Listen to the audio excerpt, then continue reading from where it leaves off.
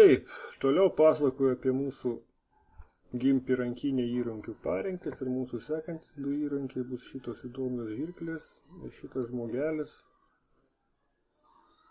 su, sakykim taip, apvedžiotas žmogelis su kitu žmogeliu už jo. Gerai.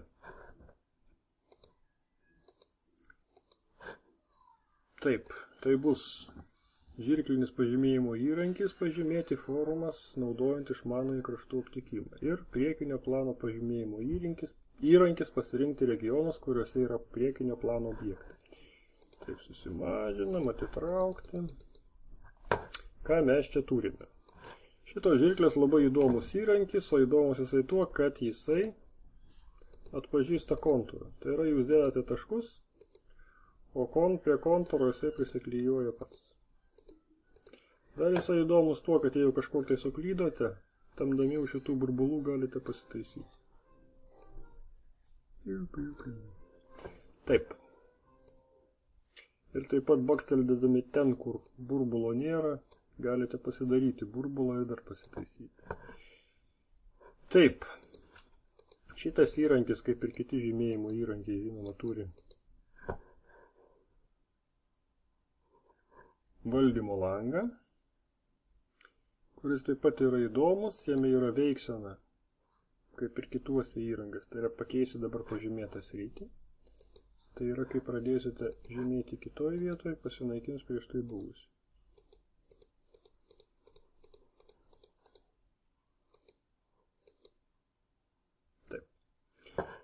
Kurią taip pat galima pakeisti į veikseną pridėti prie dabar pažymėtos srities. Tai yra, tada jūs galėsite pažymėti šitą pelėdą dalimis, kaip jums patogu.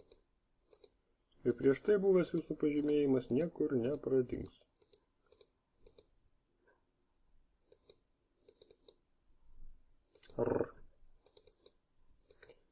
Nesusijungia burbulai man. Taip.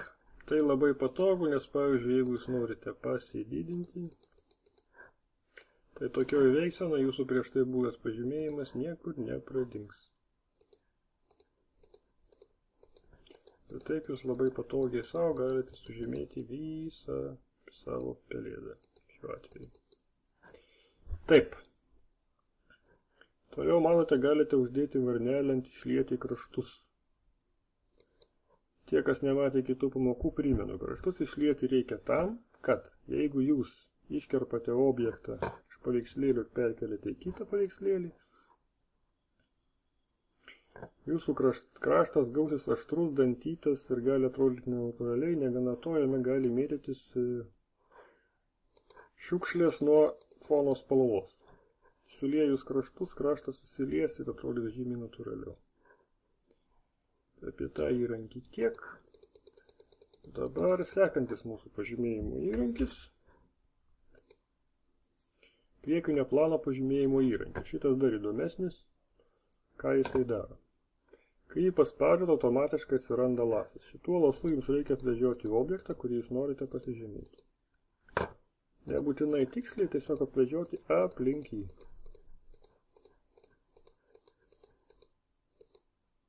Apsivežiojate. Matote, atsirado aplinkui mėlyna. Dabar žiūrim, kas pas mus yra valdymo lange. Išlieti kraštus, kurį jau minėjau, su spinduliu. Toliau žymėti priekinį planą arba žymėti foną. Tai yra, kai jūs apvežiojate, pavyzdžiui, paukštį, jums pasižymi paukštis, o jums reikia pašalinti foną. Tada žymėdami pažymėt nepažymėti priekinį planą, o pažymėti foną. Tokią patį veiksmą galite padaryti, jeigu jums, pavyzdžiui, reikia ne iškirpti, nukopijuoti paukštį, o pašalinti planą, tiesiog invertuoti pažymėjimą. Taip, toliau ką mes čia matom? Mažas teptukas, didelis teptukas. Šitas tiesiog reguliuoja teptuką, kuriuo jūs dažote. Dabar, kad paaiškint, ką daro šitas teptukas, paaiškinsiu, kaip veikia šitas įrankis. Šitas įrankis pažymė tas spalvas, kurias jūs apibraukėte šituo teptuku, kuris atsirado automatiškai. Nebūtina pažymėti tiksliai. Tai va šitas įrankis reguliuoja šito teptuko dydį, šiuo atveju mums reikalingas didesnis. Toliau matote žemiau peržiūros spalva, tai šiuo atveju matot spalva, kuri nepažymėta yra mėlyna, nu galite pasidaryti, pavyzdžiui, raudoną. Gerai, dabar šituo teptuku, kaip minėjau, pasižymėte spalvas, kurios jums yra reikalingos.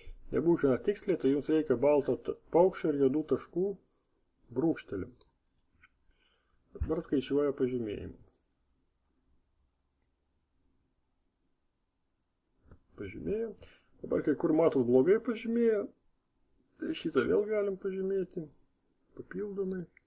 Ir pažymėję, jeigu viskas jums tiko, spaudžiate Enter.